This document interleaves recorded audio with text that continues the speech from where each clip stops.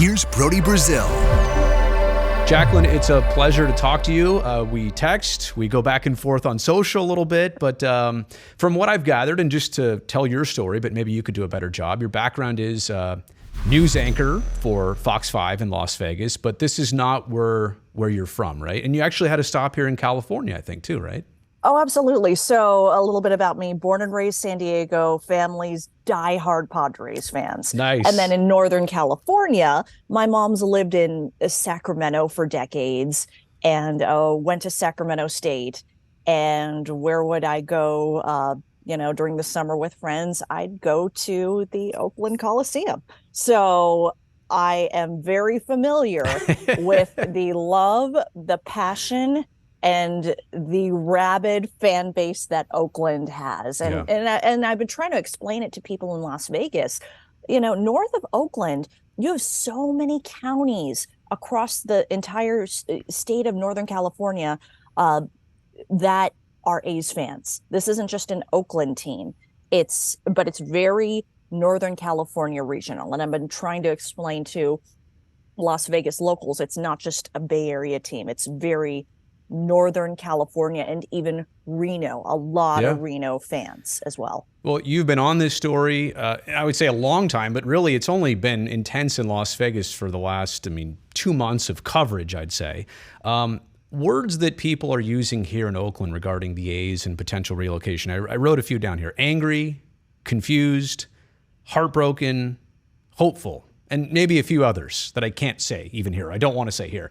What are some words you would use to describe how Las Vegans are feeling about things being this close to the A's in Las Vegas in reality? And funny that you used all those words, because I would say the same thing about Las Vegas. Really? Those same words? I would use those same words. Like frustrated and angry? Let's go down the list. Angry. Confused, I said that. That was another one, yeah. Well, let's go to the flip side. Let's go the most hopeful. Okay. I think, we're the entertainment capital of the world. We've wanted sports for years. There's a lot of people here who travel to LA for Dodgers games, who travel to San Diego for Padres games, who travel to Phoenix for a D-backs game. And so there's a lot of people here who already like baseball. Right. Who won't like baseball? Sure. We love baseball. Then you have a lot of people hopeful and unsure, like, what the heck did we just pass? Then you have a lot of people frustrated. You have a lot of people frustrated that it was moved to the Tropicana location. Mm-hmm. We have at least a quarter of people in Las Vegas work in the hospitality industry. And that specific cross street of Las Vegas Boulevard and Tropicana is one of the most densely packed intersections in America, and you could argue the world. And traffic has been insane. And so you essentially adding more construction and adding a ballpark just added to their commute. And so you have a lot of people mad. And then you have a lot of people, concerned about any potential taxpayer impact.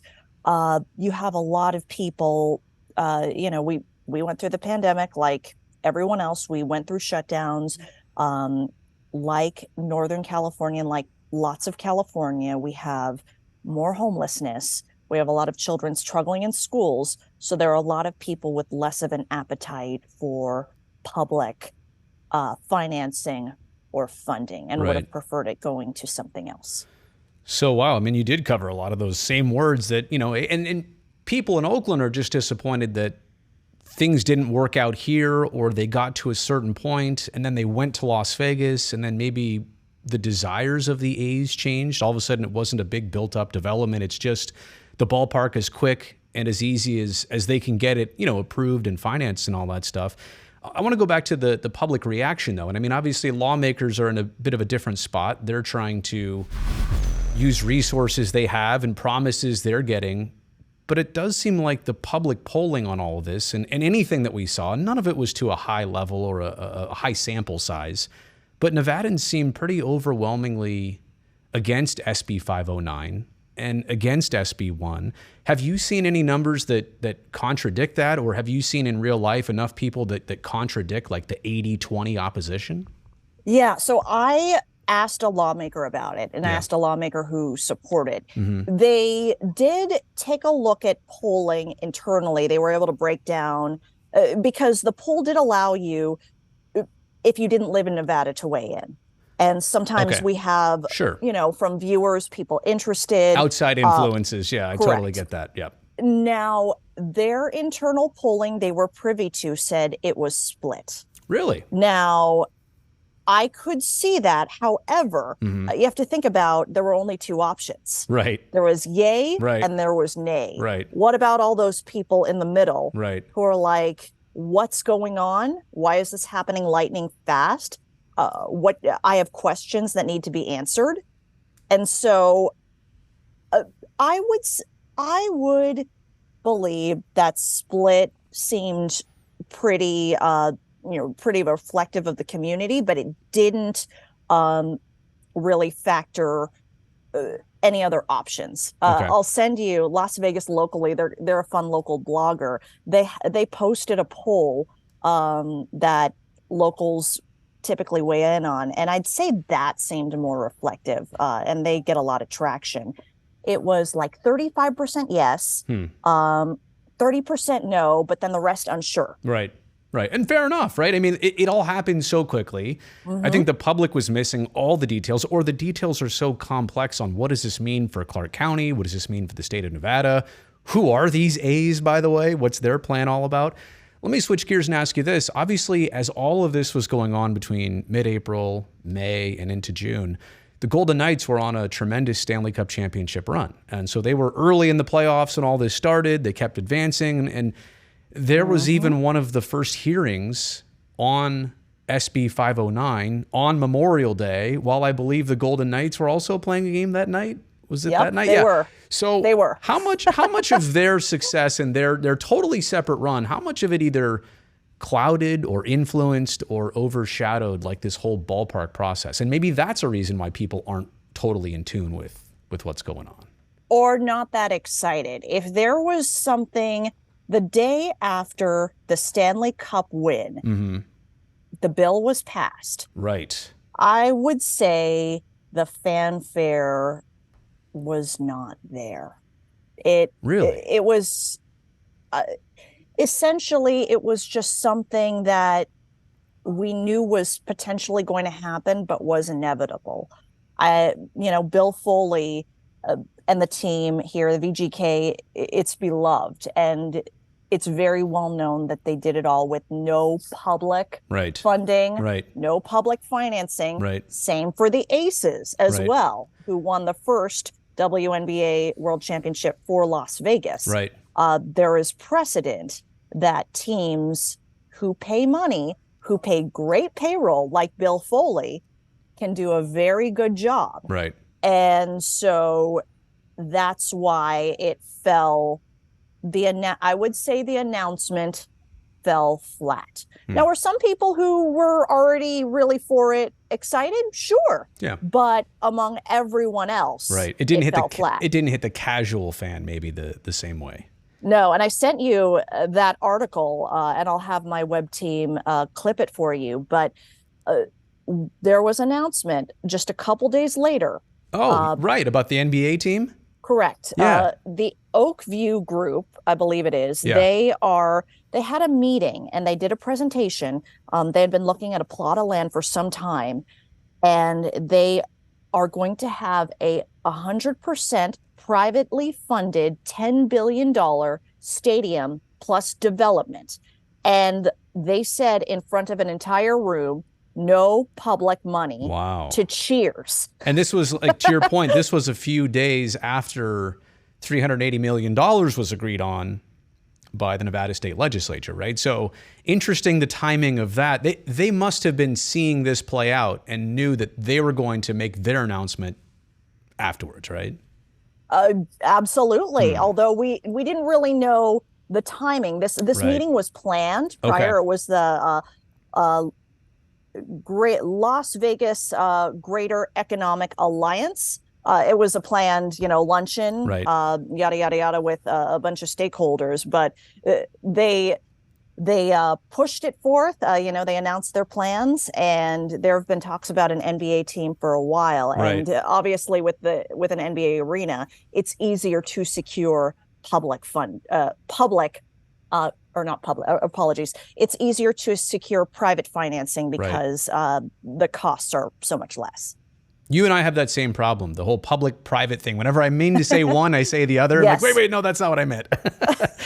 My outside perspective, I've been to Las Vegas, like a lot of people, a lot of times for a lot of different reasons. But when I initially heard even 2 years ago that the A's would consider a stadium site down there, I always thought, well, if you're going to go to Las Vegas, you've got to be on or near the Strip, right?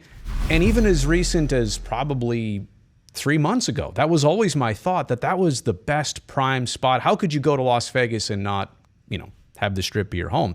But I quickly realized the public sentiment down there thinks like the exact opposite. I mean, if you're a local, is that the last place you want to go? And I guess what I'm asking for here is what's the intel on the Tropicana site versus like the Rio site, which has been brought up and discussed, the festival grounds? Is this the least favorite of all the locals? I would say among all the sites, I hear the most criticism on the Tropicana site. Mm-hmm. Let's back it up. Do locals go to the Strip? Right. Depends. Okay, right. Do families go to the Strip? Got it. Not really. If you think about a trip to Las Vegas, you're spending a lot of money. Every drink, every bottle of water costs more.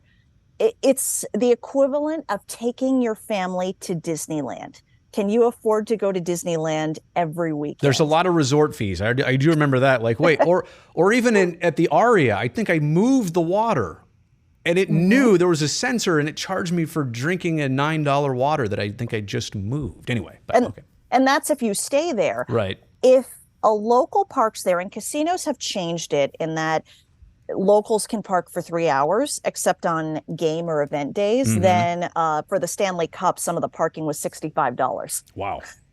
That'll catch you by surprise. So when you're talking about families going there, sure, they might go occasionally to a show. They might go to see a concert, but it's more of something for the parents to do. For the little ones, especially if you're going to take them into a resort with potentially some adult entertainment, right? Or certain images might be offensive to certain families, and so a lot of families stay in the suburbs, and that's just the case. Now there are places on the Strip where people go more. A lot of people on the Strip still go to, or in the Valley, still go to Circus, right? Because it's easy to get to, and there's this little adventure dome where families can go inside in the dead of the summer and ride a roller coaster, and it's air conditioned. Right. So there are places that are better. Right.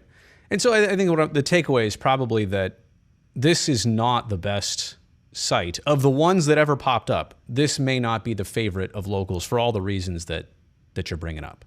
However, there is the Tropicana site is surrounded by 2 casinos that are family friendly. Right. Excalibur. Right. And MGM Grand, notably with David Copperfield, various other family activities. So those are 2 casinos that families, if they so choose to go to a game, can park at, make sure their children are, in a family-friendly environment and park and walk. Albeit parking might be, generally, it's $35 a day. Wow. Per event. Got it. A couple more things to ask you about here. Clark County's floating, I think, $140 million in bonds. $120 million in bonds. There you go, 120. It's the same county that's operating right now in functional debt. And to pay back these bonds, to service them, I mean, it's really going to rely on the stadium and the A's being successful, bringing fans in, having them buy things, having them create tax revenue to pay back the bonds. How how comfortable is Clark County in all of this? I don't know that we've ever heard directly from them. Like the state is one thing, and the transferable tax credits for Nevada, that seems like a different conversation. But on the county level, and the reliance on the team to do well and have a competitive and product year after year, everybody feeling good about that down there? I think people were concerned. Yeah. Are people confident?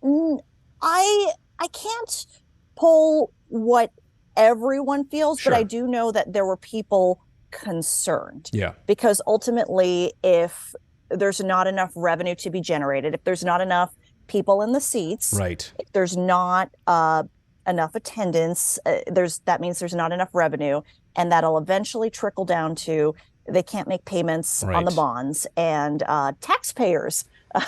We get our property taxes raised. I saw that. And so there was a lot of scrutiny about that. What I'm told by Clark County officials is the way the bill is structured helps them feel comfortable that it won't happen in a worse, except for potentially a worst case scenario like another pandemic. Right. There were some built-in reasons why this shouldn't be a problem. Like, it's going to take a lot of things to get to that point. But again, just hearing it from the outside, right? Like, wait, this county's not in great shape already? And that's the commitment they're going to make? Again, just relying on a sports team to nearly sell out all its games for 30 plus years. Like, that doesn't happen. Yeah. for even the best teams, that doesn't happen. So. Yeah. And I just got up a conversation with the state treasurer about all this. And then also I've been talking with county officials. Remember the Allegiant Stadium deal? What differed there is there's a tax. Right. There's a hotel room tax. Right. Anyone who comes here, they pay a tax, and that helps pay for the stadium. Right.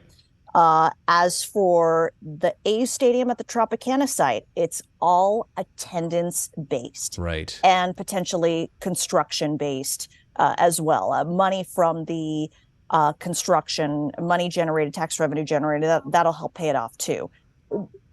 There were concerns about what this will look like in the long run, but I'm told those concerns are less. Got it. But there are still some parties concerned. Sure. Two more quick things, because I know we both have to go, and I do appreciate this. It's been fun talking to you. The A's kind of need a home right now for 2025, 26, and 27, it seems. 24 probably next year, maybe, if this all works out in Las Vegas. Last year at the Coliseum, we think. We don't know. If they were to come down and play their game starting in 25 in Summerlin, at the home of the Aviators, is that a good thing for Las Vegas to get used to them for a while? Or would it, in your opinion, take away from a little bit of the splash of, hey, we're here, but we're not here in our big ultimate home? How do you see that? I don't know, actually, because Aviators games where they could potentially play are very well attended. Yeah. People love the fact that mostly they don't have to pay for parking. It's a lot. It's very family friendly. It's not the Strip, basically. No. Right. And then also the ticket prices are lower. Right. Now, I don't know how much it would cost someone if they had a choice to go to the same venue. Right. But sure, people would love to see the Dodgers play, the Yankees play, right. So a team that they love. As soon as possible, maybe sounds like what you're saying. If you could get them down there in 25, because I also know they're considering Reno, Sacramento, in fact, even maybe sharing Oracle Park here in San Francisco. I've heard that be discussed. I mean, who knows to what degree, but so you're saying Las Vegas would rather have them ASAP. I don't. I know you're not speaking for the entire. Just try to gauge sentiment. A rush. Yeah. Oh, okay. Yeah, I don't see a rush. Yeah.